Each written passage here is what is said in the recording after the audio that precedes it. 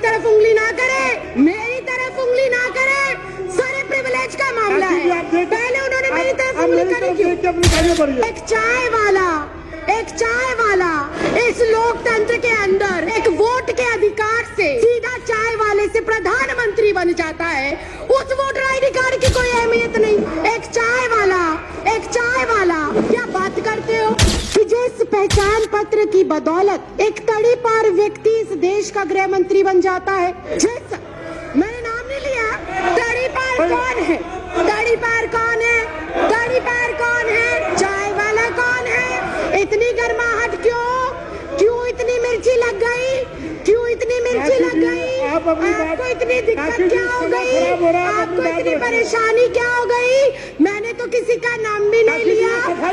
जिस voter ID card से इनको सत्ता में चुनकर भेजा गया, जिस वोटर आईडी से देश के 128 करोड़ लोग इनको चुनकर भेजते हैं, उस वोटर आईडी कार्ड को भी ये हमारा सबूत के तौर पर मानने को तैयार नहीं। क्या हमारे देश के माननीय प्रधानमंत्री अपने माता पिता का जन्म प्रमाण पत्र दिखा पाएंगे? क्या हमारे देश के माननीय गृह मंत्री अपने माँ बाप का जन्म प्रमाण पत्र दिखा पाएंगे? क्या हमारे इस देश के रक्षा मंत्री हमारे अपने माँ बाप का जन्म प्रमाण पत्र दिखा पाएंगे? क्या आरएसएस प्रमुख मोहन भागवत अपने माँ बाप का प्रमाण पत्र दिखा पाएंगे? अगर ये संभव नहीं है, क्या उन्हें डिटेंशन सेंटर भेजा जाएगा? अगर वो लोग डिटेंशन सेंटर नहीं जाएंगे तो इस देश का आम गरीब मजलूब परिवार का सदस्य क्यों डिटेंशन सेंटर जाएगा? ये सवाल आज इस लोकतंत्र के मंदिर में केंद्र सरकार से पूछना चाहती हूँ।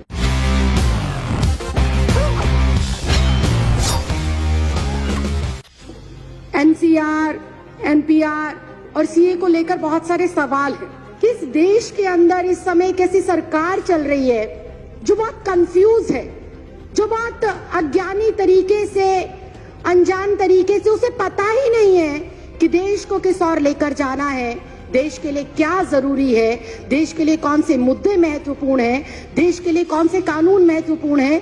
उनको इस चीज की बिल्कुल जानकारी नहीं है। बहुत ही अजीब से लोग इस देश के केंद्र की सत्ता के ऊपर बैठकर अजीबोगरीब फैसले ले रहे हैं। जो इस देश में अभी तक विदेशी कहे जा रहे हैं, उनको ये नागरिकता दे रहे हैं बिना किसी कॉमा फुल स्टॉप के। और इस देश के अंदर जो सदियों से, दशकों से रह रहे हैं, उनको ये कहते हैं कि अगर तुम इस देश के नागरिक हो तो तुम्हें कागजात देने पड़ेंगे, तुम्हें प्रूफ करना पड़ेगा कि तुम इस देश के नागरिक हो। ये अजीब विडंबना है। हमारे पास वोटर आईडी कार्ड है, हमारे पास आधार कार्ड है, हमारे पास पैन कार्ड है, हमारे पास पासपोर्ट है, उनको ये हमारे कागज नहीं मानते। जिस वोटर आईडी कार्ड से इनको सत्ता में चुनकर भेजा गया, जिस वोटर आईडी से देश के 128 करोड़ लोग इनको चुनकर भेजते हैं, उस वोटर आईडी कार्ड को भी ये हमारा सबूत के तौर पर मानने को तैयार नहीं। बहुत ही हास्यास्पद बात है कि जिस पहचान पत्र की बदौलत एक तड़ी पार व्यक्ति इस देश का गृह मंत्री बन जाता है। जिस मैंने नाम नहीं लिया, मैंने नाम नहीं लिया, मैंने नाम नहीं लिया, मैंने नाम नहीं लिया, मैंने नाम नहीं लिया, ये ऑन रिकॉर्ड है, मैंने नाम नहीं लिया। आप अपना भाषण जारी रखिए ना। मैंने नाम नहीं लिया। मैं अध्यक्ष जी, आप मेरी तरफ उंगली ना करें, मेरी तरफ उंगली ना करें, सारे प्रिविलेज का मामला है। पहले उन्होंने मेरी तरफ उंगली करी क्यों? अपनी बात कहते रहिए। अध्यक्ष जी, मैं बहुत शांति से और शालीनता से ये कह अपनी बात कहते रही कि जिस पहचान पत्र की बदौलत एक आम साधारण नागरिक एक तड़ी पार को चुनकर देश का गृह मंत्री बना सकता है। आगे बढ़िए। एक चाय वाला, एक चाय वाला, एक चाय वाला, एक चाय वाला, एक चाय वाला, एक चाय वाला इस लोकतंत्र के अंदर एक वोट के अधिकार से सीधा चाय वाले से प्रधानमंत्री बन जाता है। उस वोटर आईडी कार्ड की कोई अहमियत नहीं। क्या बात करते हो? क्या बात करते हो? और मैंने किसी का नाम नहीं लिया। आपको कोई आपत्ति है? आप माननीय अध्यक्ष जी से बात करें। आपको कोई आपत्ति है? आप माननीय अध्यक्ष जी से। तड़ी पार कौन है? तड़ी पार कौन है?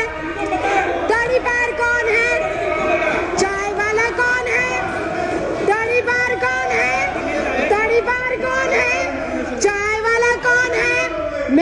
नहीं कहा, मैंने किसी का नाम भी नहीं लिया।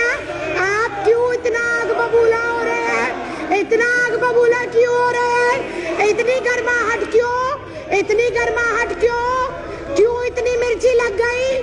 क्यों इतनी मिर्ची लग गई? आपको इतनी दिक्कत क्या हो गई? आपको इतनी परेशानी क्या हो गई? मैंने तो किसी का नाम भी नहीं लिया, मैंने किसी दल का नाम नहीं लिया, मैंने किसी व्यक्ति विशेष का नाम नहीं लिया। जब एक मतदाता अपने मतदान का प्रयोग कर कर मेरे जैसी एक साधारण सी लड़की, 25 गज में रहने वाली लड़की को लोकतंत्र के इतने बड़े मंदिर में भेजता है, तो वो सबसे बड़ा प्रूफ होना चाहिए।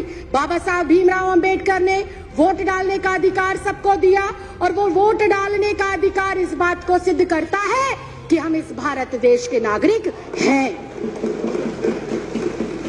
मैं सिर्फ इतना कहना चाहती हूँ कि 1989 से पहले कानूनन ऐसी कोई प्रतिबद्धता, ऐसी कोई मजबूरी या अनिवार्य नहीं था कि कोई भी जो बच्चा पैदा होगा, जो भी व्यक्ति जन्म लेगा, उसका जन्म प्रमाण पत्र बनाया जाए।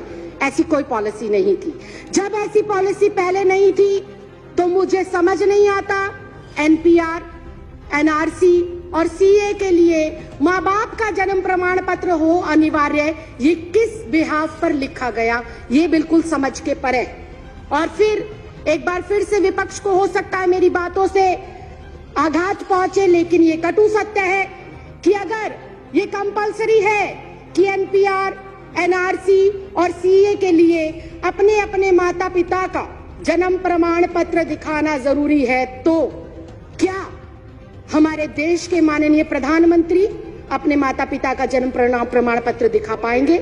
क्या हमारे देश के माननीय गृह मंत्री अपने माँ बाप का जन्म प्रमाण पत्र दिखा पाएंगे?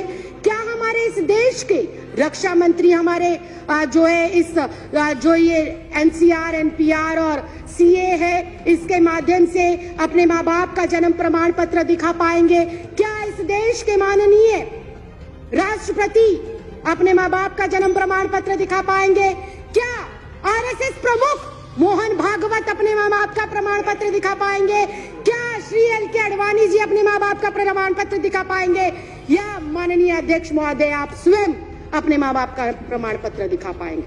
अगर ये संभव नहीं है, अगर ये संभव नहीं है, अगर ये संभव नहीं है, अगर ये संभव नहीं है, अगर ये संभव नहीं है, राखी जी, अगर ये संभव नहीं है, तो मैं माननीय अध्यक्ष महोदय सिर्फ इतना कहना चाहती हूँ कि जब बीजेपी का शीर्ष नेतृत्व, केंद्र में बैठे मंत्रिमंडल, प्रधानमंत्री, गृह मंत्री अपने माँ बाप का बर्थ सर्टिफिकेट नहीं दिखा सकते, तो क्या उन्हें, मैं कंक्लूड ही कर रही सर, क्या उन्हें डिटेंशन सेंटर भेजा जाएगा? अगर वो लोग डिटेंशन सेंटर नहीं जाएंगे तो इस देश का आम गरीब मजलूब परिवार का सदस्य क्यों डिटेंशन सेंटर जाएगा? ये सवाल आज इस लोकतंत्र के मंदिर में मैं आपके माध्यम से केंद्र सरकार से पूछना चाहती हूँ।